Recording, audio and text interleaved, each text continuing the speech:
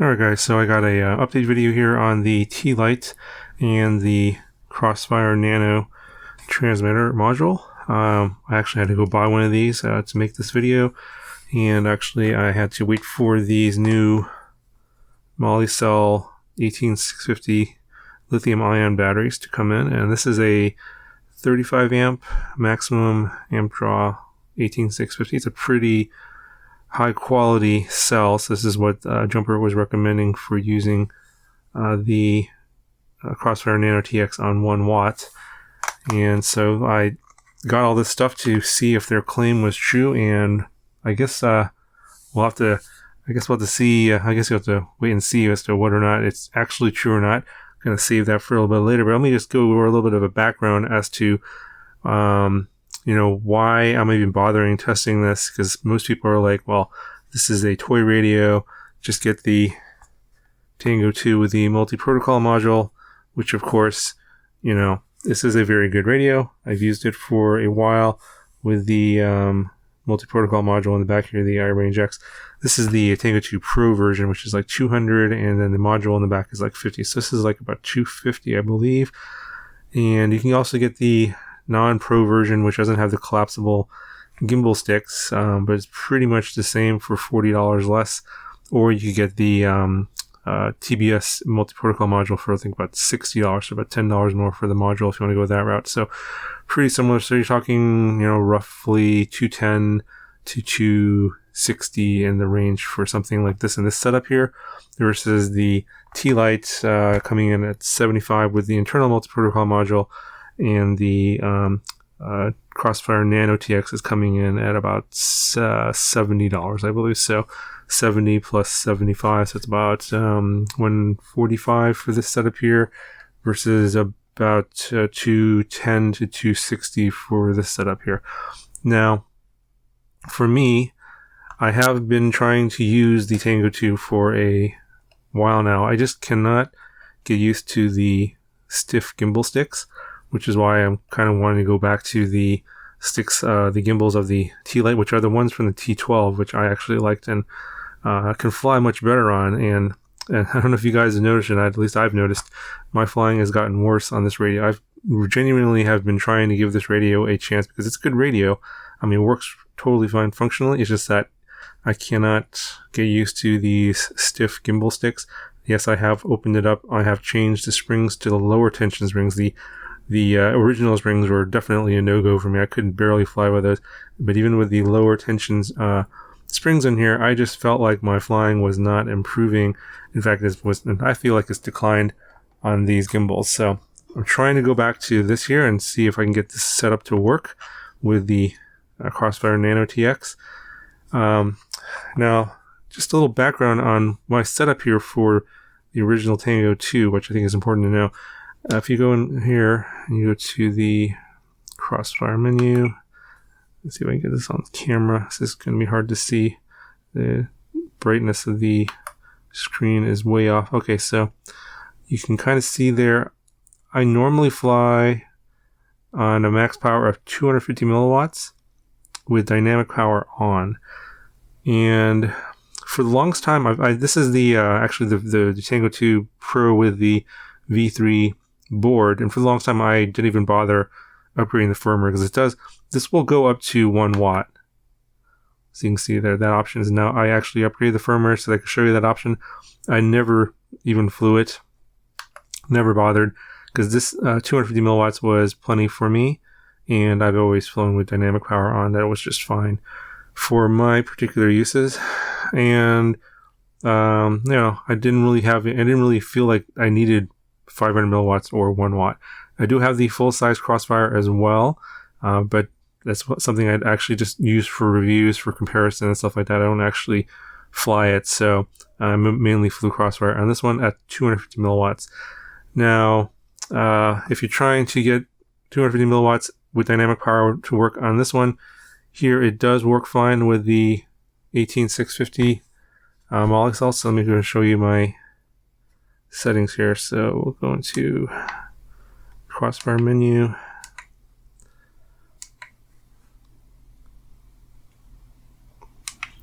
And actually I have 500 milliwatts turned on currently, But let me just show you that it will work on 500 milliwatts. I'll go and power up this receiver I have here. And it's already bound. And you can see the green light. This is bound already to this particular receiver. Okay, so on 500 milliwatts with dynamic power on, got a green light, no problem. Obviously, 250 milliwatts with dynamic power on will work as well. And even, I believe, I don't think I actually tested this out. If we go into here and change this to 1 watt, go ahead and change it to 1 watt with dynamic power on. Still have the bind. Everything is just fine. So let's go back to 250 milliwatts with dynamic power turned off.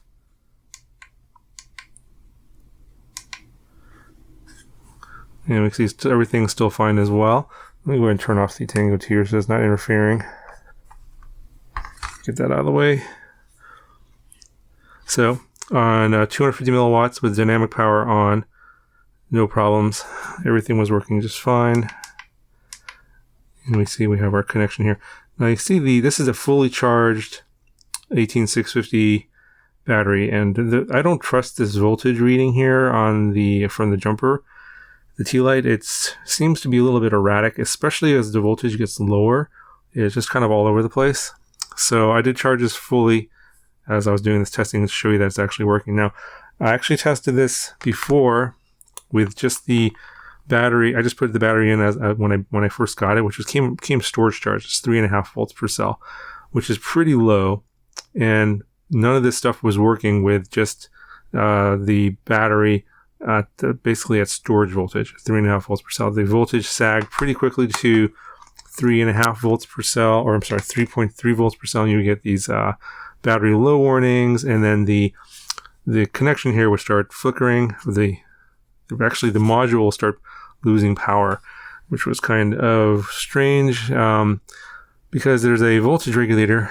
You can't see right here. There's a little board here, and that's actually a voltage regulator that takes the power from the battery. So what's going on with the power inside the radio is there's a 1S battery here, feeds power to the main board, and then there's a voltage regulator. I think it's 3.3 volt voltage regulator that feeds power to the board, and then there's another. Then that board, this main board, supplies power to this adapter here that gets screwed onto the back of the T-Lite. And in this adapter, there's a boost voltage regulator, a boost back. That boost, I think it's from like 3.8 volts to 7.8 volts, which feeds the module itself. So I'm thinking that the problems aren't necessarily the battery itself, but maybe this backup, this voltage regulator that's boosting the voltage to feed this module. Not 100% sure on that. That's what seems like be going on when I start raising the power, which I will do here now. So we're at 4 volts.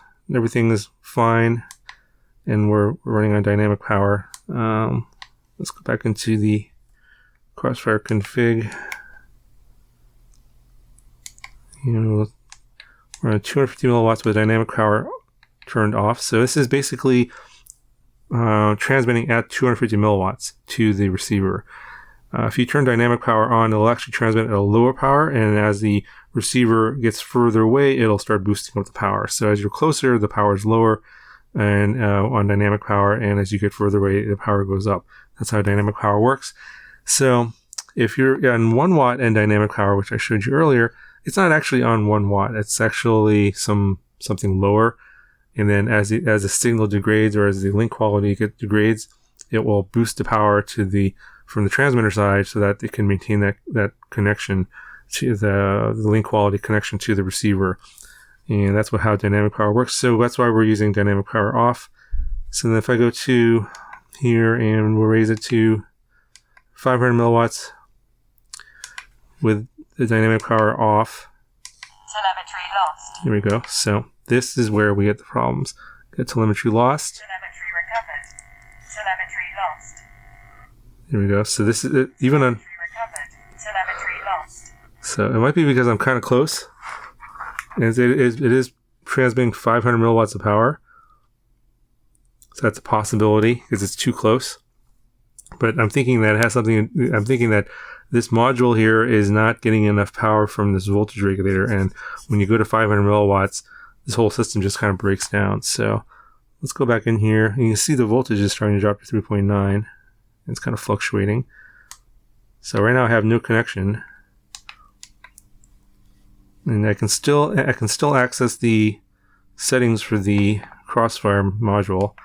So I go in here, and now it's kind of slow. You can see that's not responding. I think it's because it doesn't have enough power, so I can't even get into the settings here for the Crossfire module. Telemetry recovered. You see some very strange things are happening. You got nothing on here. Lost. So I'm thinking this doesn't have enough power. So I'm going to have to shut this down. And then I'm going to actually disconnect this receiver.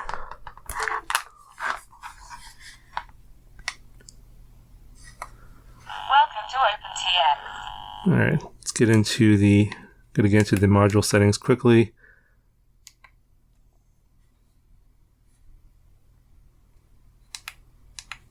Yeah, see it's not responding. So I got to change this from 250 milliwatts to, or 500 milliwatts to 250 milliwatts like that with dynamic power off. And then everything will return to normal. Yeah, so obviously no receiver, so I'll plug that receiver back in.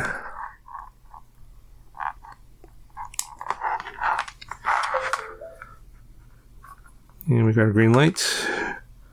No green light over here. Oh, it went away. Should have a connection now. Telemetry lost.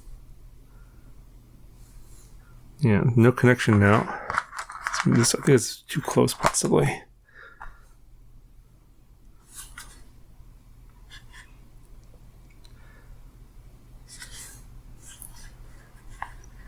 Yeah, it looks like now it's not even connecting. So let me go ahead and turn off the radio, turn it back on. So this is, I think that's to do with the voltage regulator that's feeding the Welcome to module. OpenTN. Yeah, still no connection.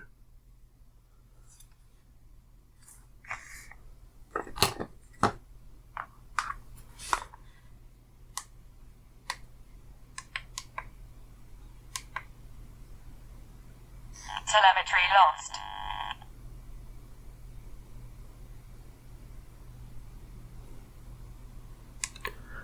Interesting.